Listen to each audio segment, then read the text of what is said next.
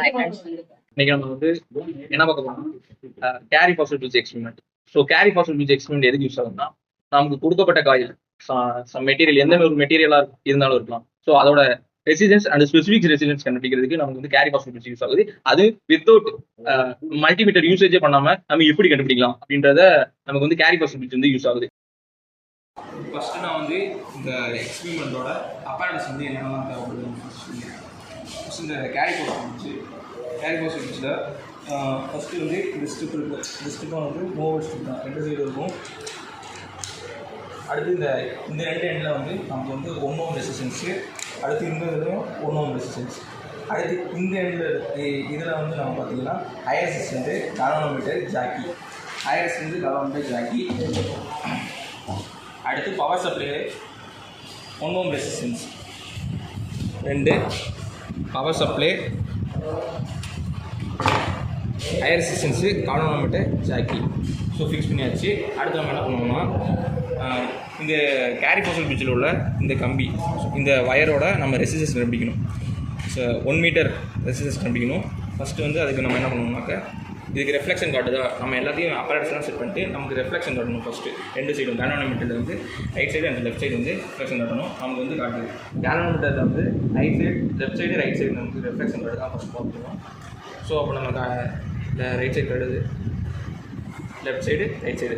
அப்போ நமக்கு வந்து கனெக்ஷன் வந்து இந்த ரைட் சைடு காட்டுது, லெஃப்ட் சைடு காட்டுது. ஸோ அப்போ நம்ம கனெக்ஷன் வந்து சரியாக இருக்கும்.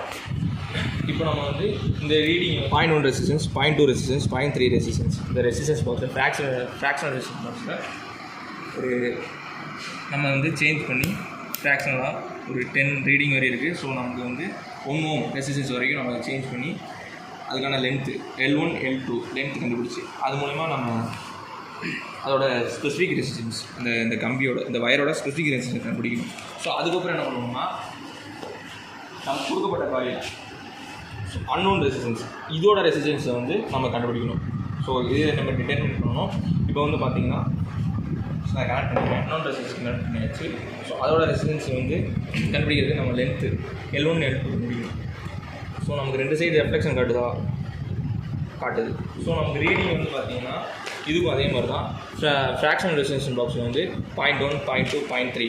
ஸோ அதை நம்ம சேஞ்ச் பண்ணி, ஸோ அதுக்கு நம்ம வந்து என்ன பண்ணால் லென்த் 1 L.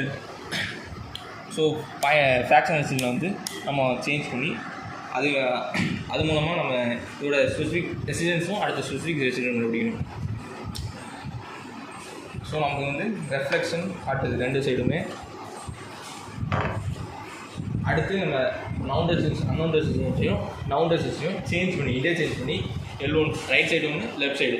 ஸோ நம்ம இன்டர்சேஞ்ச் பண்ணி அதுக்கான ரெசிஸ்டன்ஸ் வழி லென்த் 1 லென்த் 2 கண்டுபிடிக்கணும். அதை வச்சு நம்ம ரெசிஸ்டன்ஸ் வழி கண்டுபிடிக்கணும். அதுக்கப்புறம் நம்ம கண்டுபிடிச்ச வழியை வச்சு ஸ்பெசிஃபிக் ரெசிஸ்டன்ஸ் கண்டுபிடிக்கணும் அந்த கிவன் மெட்டீரியல். ஸோ நம்ம கொடுக்கப்பட்ட வயரில் வந்து அதோட ஸ்பெசிஃபிக் இதுக்கு வந்து எதுக்கு யூஸ் ஆகும்னா, நம்ம இது மூலமாக நம்ம மல்டிமீட்டர் யூசேஜே இல்லாமல் நம்ம எந்த ஒரு மெட்டீரியல் போட்டாலும் கேரி பாசிபிலிட்டி யூஸ் பண்ணி நம்ம அதோட ரெசிஸ்டன்ஸ் வந்து கண்டுபிடிச்சிடணும்.